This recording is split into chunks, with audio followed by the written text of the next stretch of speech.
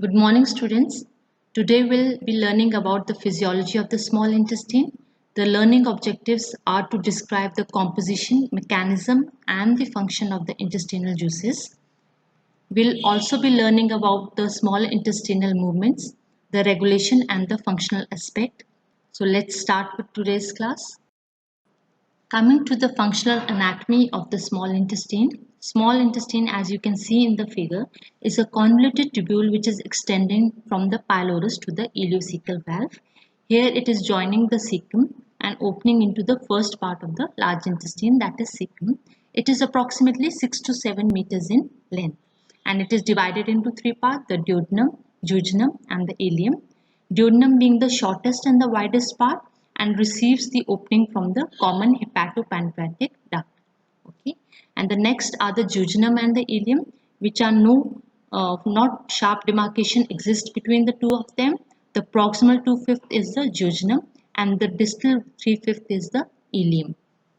So what are the functions of this small intestine? The first is the mechanical function, where it helps in mixing and mixing of the food and the propulsive movements in the small intestine, which is helping in the mixing of chyme with the digestive juices and propel it towards the large intestine. The second function is the digestive function, which is carried out by the digestive enzyme which are present in the intestinal secretion. The third function is the function of absorption of all the nutrients and the digestants which are present inside the intestinal mucosa. Then it is responsible for the secretion of various hormones, for example secretin, CCK, motilin, which help in the digestion and the absorption along with the motility of the GIT. It has a protective role by secreting mucus which help to lubricate the chyme. Then it has a hydrolytic action.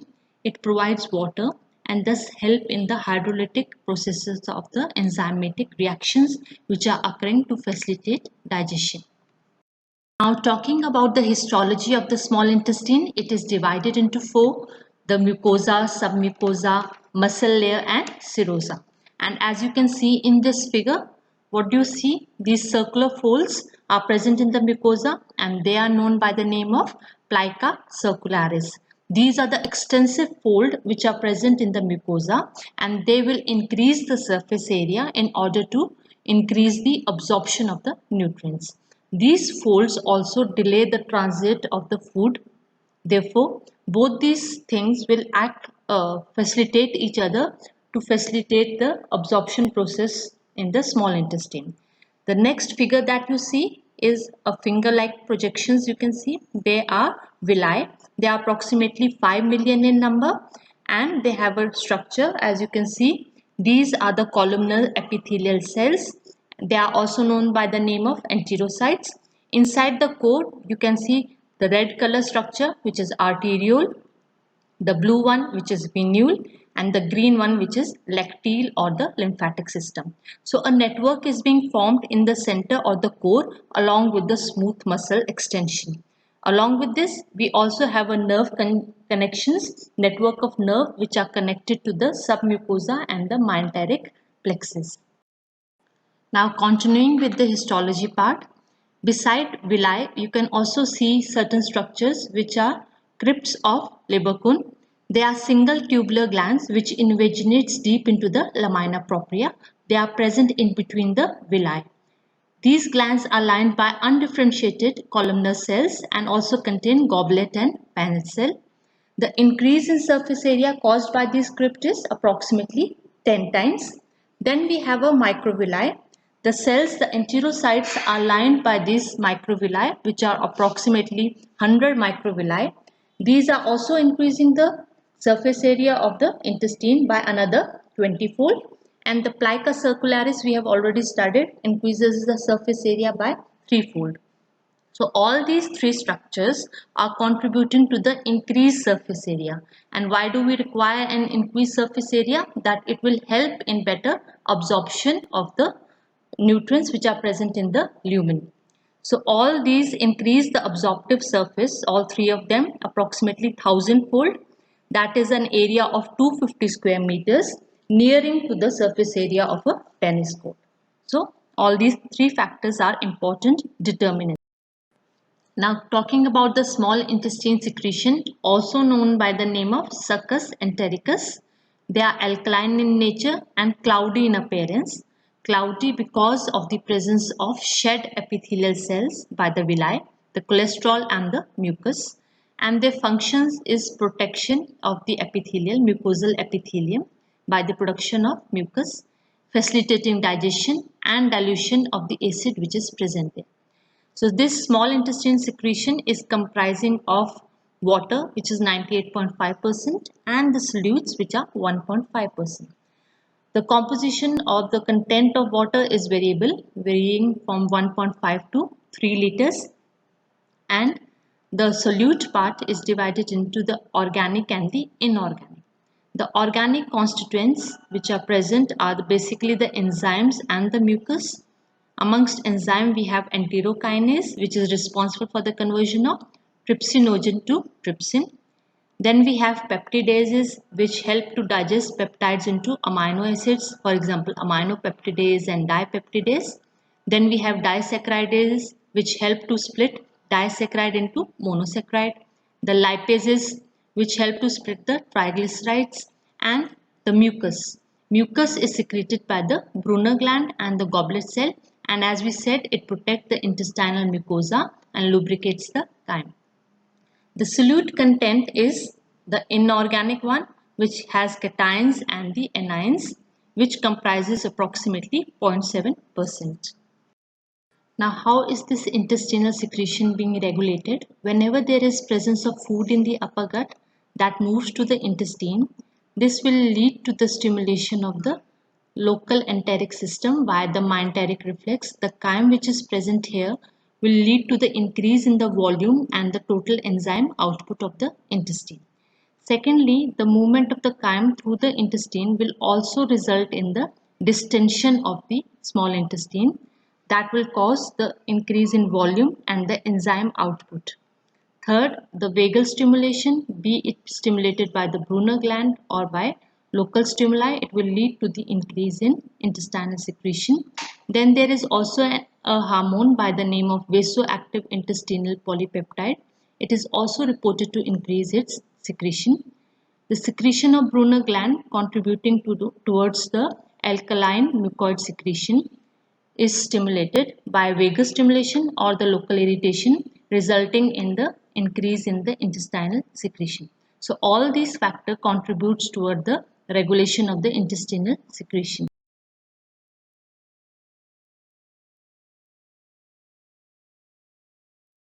Now coming to the second part of the class, we want to discuss about the movement of the intestine or the motility of the small intestine.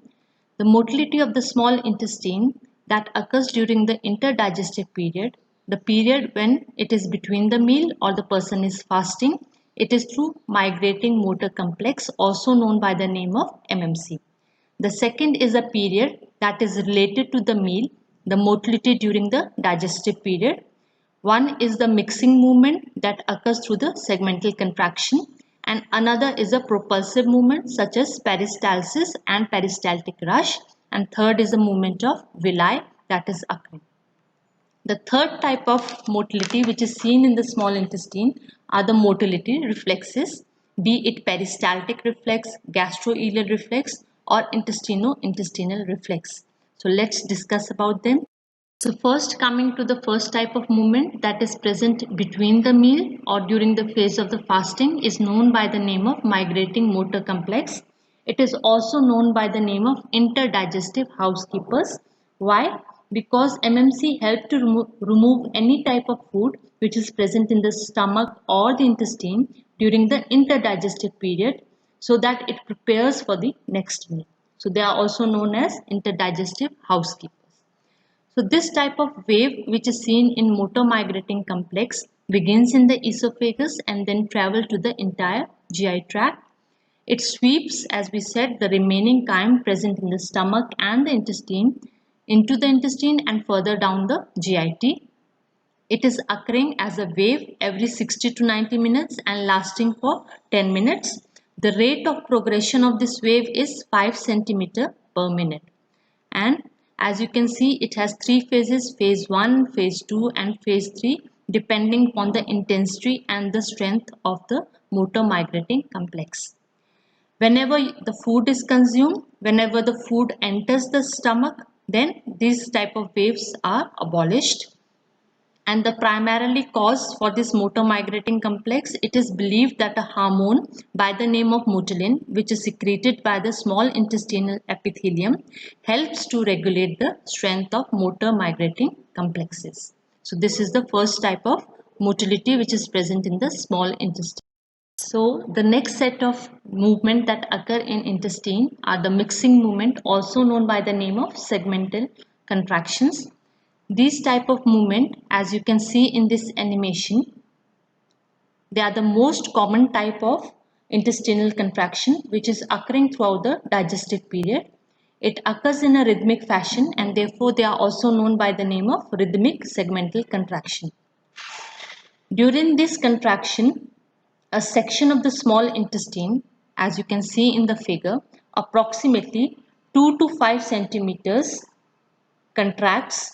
The section of the small intestine here, point number 1, 3 and 5, located approximately at a distance of 2 to 5 centimeter, begin the wave of contraction, moving the food both in oral and caudal directions. As you can see, the arrows are pointed in both the directions. Then after some time, relaxation of this set occurs and new points appear between the previous contraction. So the new points which are appearing here are point number 2 and 4. They'll contract and relaxation will occur in 1, 3 and 5. As a result, alternate contracted and the relaxed segment give it a ring-like appearance resembling the sausages or the chain of sausages. Resulting in the chopping movement, the chyme is chopped approximately 2 to 3 times. This back and forth movement of the chyme produced by the segmental contraction results in the mixing, but there is no forward movement of the chyme. Such segmentation can be regularly spaced, it can be irregularly spaced. The frequency of such contraction is decided by the basic electrical rhythm.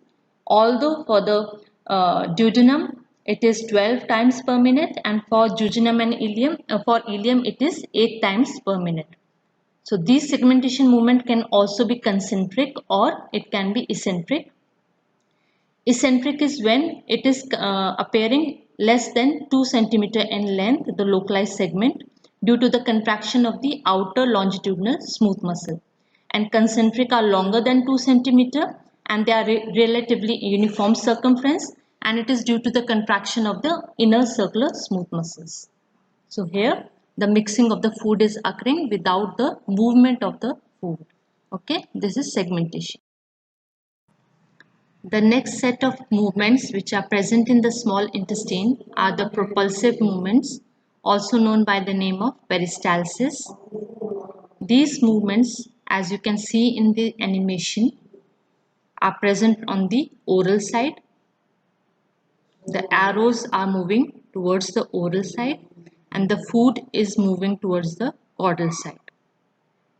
So the peristaltic contractions are highly coordinated and it involves the contraction of the segment behind the bolus and simultaneous relaxation of the segment in the front of the bolus, causing the chyme to move caudally.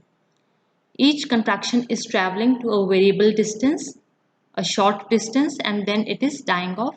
It is approximately 3 to 5 centimeters, allowing for the movement of chyme at a rate of 1 centimeter per minute. And therefore, the time required for it to reach to the ileocecal valve will be approximately 3 to 5 hours. So now we know about the peristaltic wave which is present in the small intestine. So what are the functions of this peristaltic wave? First, it helps to propel the intestinal contents aborally. Second, I say that it also helps in digestion and absorption of the food particle. Why so? Because different segments of the small intestine are absorbing and digesting different type of nutrients. So when food will be propelled throughout the intestine, then absorption will occur of the different nutrients in the different segments. So what is the mechanism behind? Have a closer look at this figure. What do we know or infer from this figure?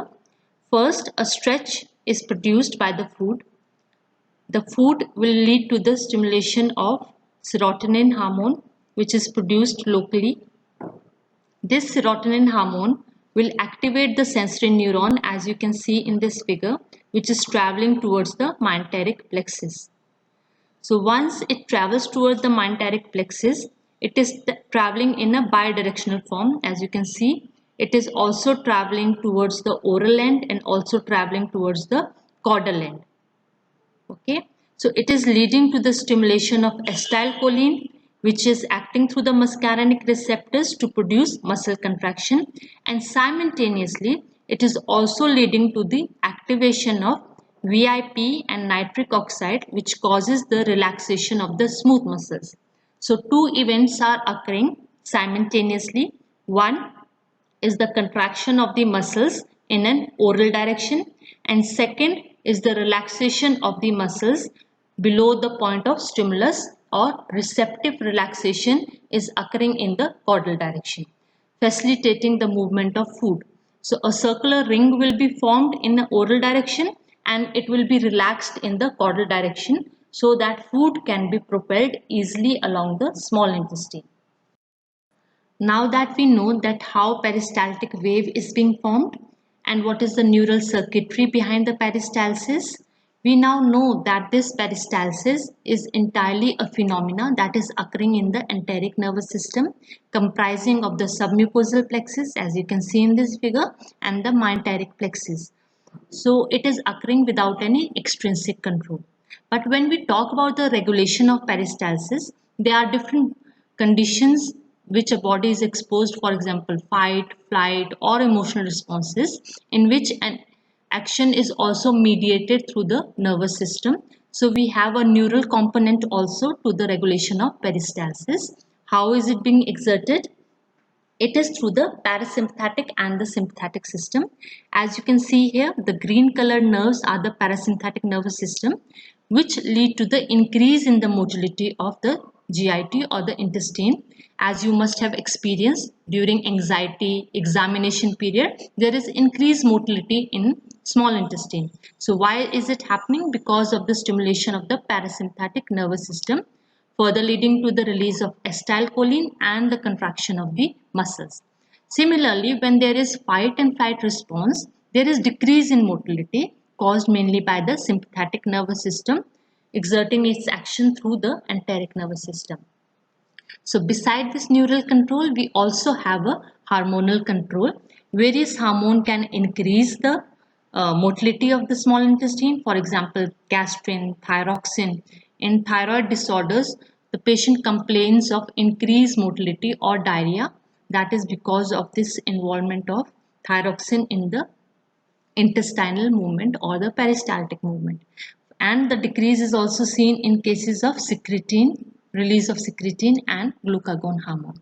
So at the end of this slide, we know that although peristalsis is a phenomena which is occurring in the enteric nervous system, it is however being modulated by the nervous control and the hormonal control. Now this is something everyone can relate to. This is peristaltic rush. It refers to very powerful peristaltic contraction, especially occurring when the intestinal mucosa is being irritated by some infectious process, for example, infective diarrhea. So what happens in this? There is stimulation, physical or chemical stimulation, that is leading to the stimulation of the sensory nerves, the sensory neuron releasing serotonin, which is further activating the enteric nervous system, and it is leading to the rapid and powerful peristalsis. The rapid and powerful contraction begins in the duodenum, then passes through entire length of the small intestine and finally reaching ileocecal valve within few minutes, leading to the sweeping of all the contents of the intestine into the colon, therefore relieving the small intestine of the irritant or the excessive distension which occurs in case of diarrhea. So it has a protective role. Okay, Have you ever considered that why the movement of intestine is occurring in a particular direction? I mean to say, why is the peristalsis always proceeding from the proximal to the distal end? Why is it so that it is starting from the oral end and then progressing to the caudal end? It is beginning in the duodenum, then moving into ileum, then moving into jejunum. Why not in a reverse direction? Why is it proximal to distal? Is because of the frequency of the basic electrical rhythm which is present there. The duodenum has the maximum frequency of 12 and jejunum has the lowest frequency of 6. So the polarity of the intestine is determined by first the frequency of the basic electrical rhythm. The one which is contracting more will take control of other which is contracting less. So in case something happens to the duodenum, the next rhythm setter will be ileum, and if something happens to both duodenum and ileum, the rhythm will be set by the jejunum. And the second condition which determines the peristalsis to proceed from the oral to the caudal direction is the process of receptive relaxation, because the relaxation is occurring only distally. So whenever there is movement or the peristalsis, there is contraction which is occurring in the oral direction and relaxation which is occurring distally. So food can only move distally because the relaxation is present only distally. So these are the causes which are responsible for the polarity of the intestine.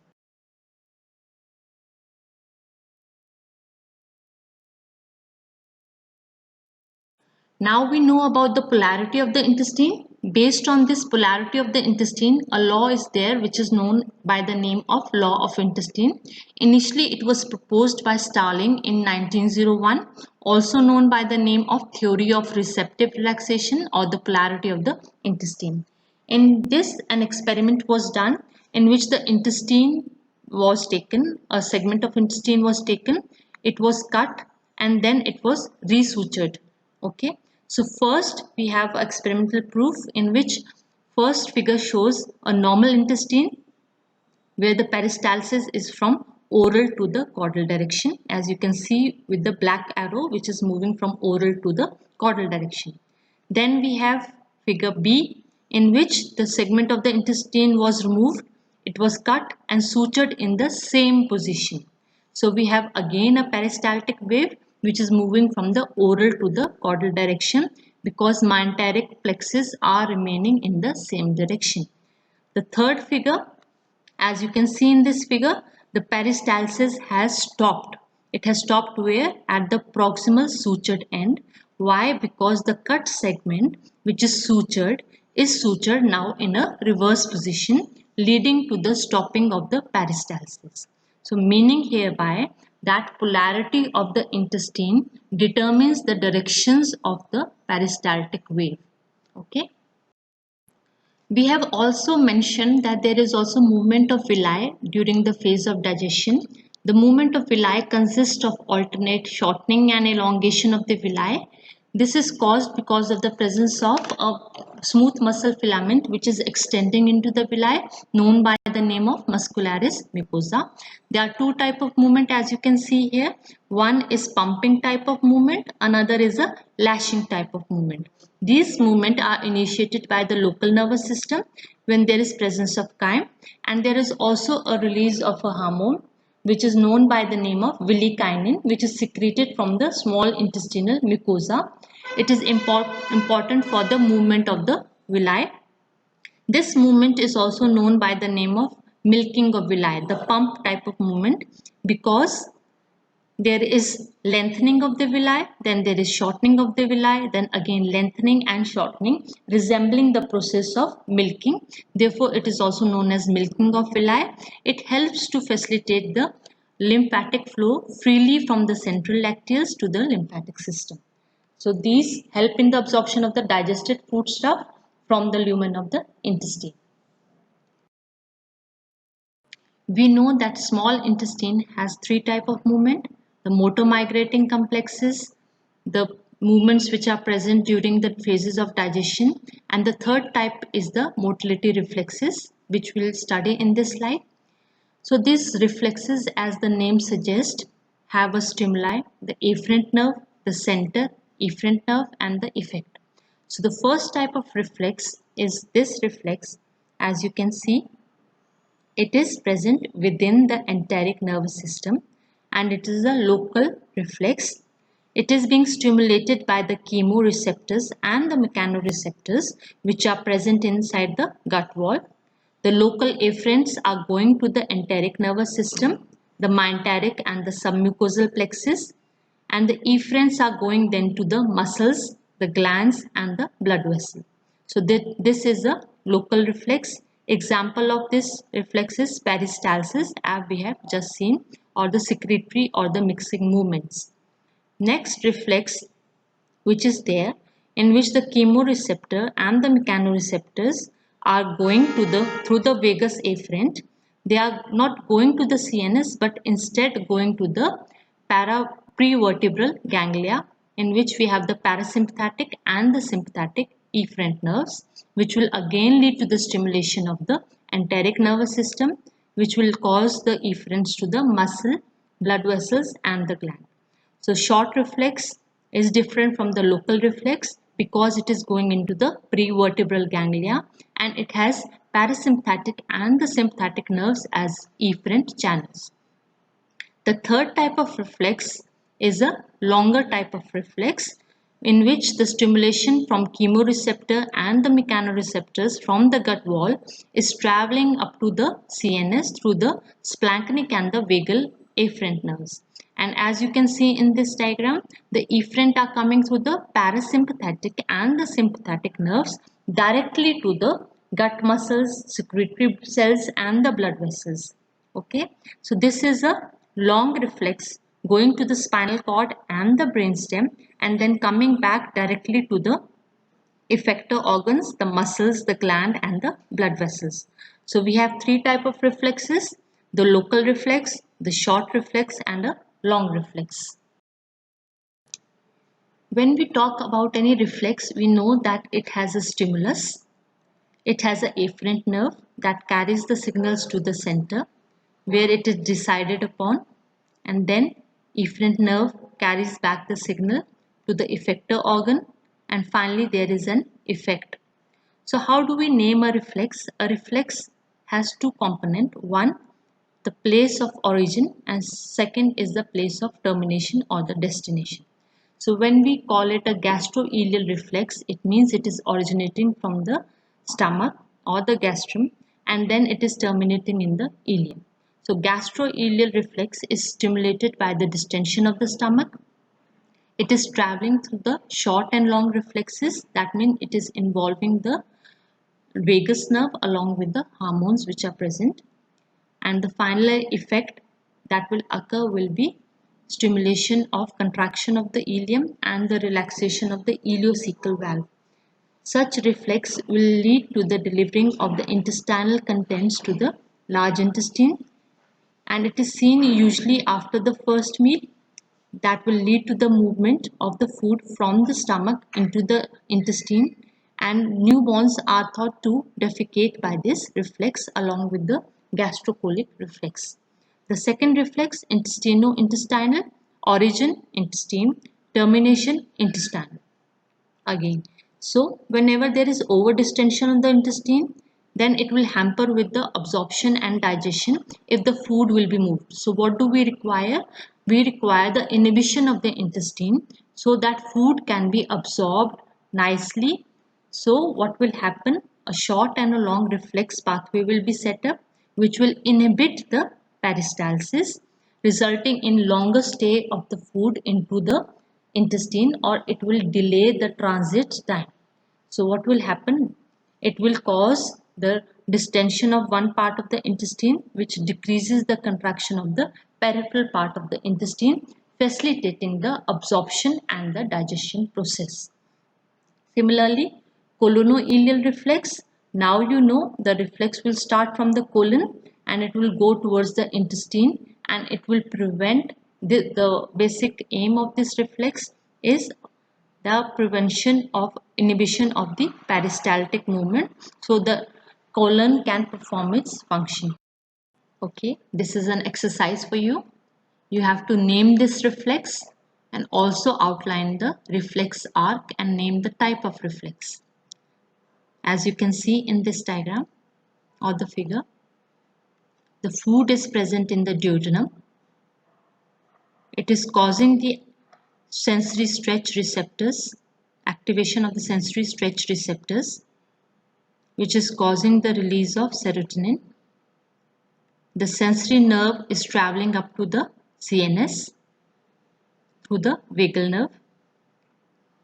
The efferents are coming, and these efferents are acting on the stomach wall to inhibit the emptying of the stomach. So this reflex is what type of reflex? Which is traveling up to the CNS and directly stimulating the stomach wall. This is a long type of reflex, and it is known by the name of enterogastric reflex, originating in the duodenum or intestine and terminating in the stomach. Stimulated by the food in the intestine, and it is helping to delay the emptying of the stomach, so the proper digestion of the food can occur in the stomach.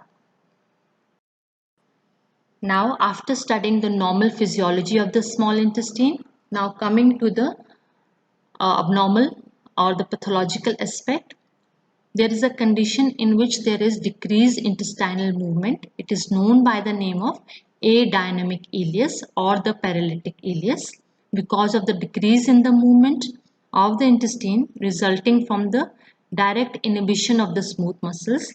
That may be due to the handling of intestine during abdominal operations or trauma to the intestine, or it can be due to the irritation of the peritoneum, which cause reflex inhibition of the smooth muscles. Okay, so whenever this condition is there, the contractions are decreased. Therefore, it is also known by the name of paralytic ileus. The condition usually get relieved by rest to the bowels, and the peristalsis will return within 6 to 8 hours. The next condition in which there is increase in the movement of the small intestine due to mechanical obstruction, it is intestinal obstruction that can be caused due to strictures or tumors that is preventing the normal peristaltic wave. However, when it is initialized, it is very intense peristaltic wave, just like the peristaltic rush. It can cause severe abdominal pain, which is known by the name of intestinal colic. The segment of intestine which is proximal to the obstruction gets dilated and is filled with gas and fluid. This causes increase in the pressure in the segment, leading to the compression of blood vessels. Therefore, this is a surgical emergency and needs to be addressed soon. Okay, so this is intestinal obstruction. These are some of the important topics relating to the small intestine motility and the secretion.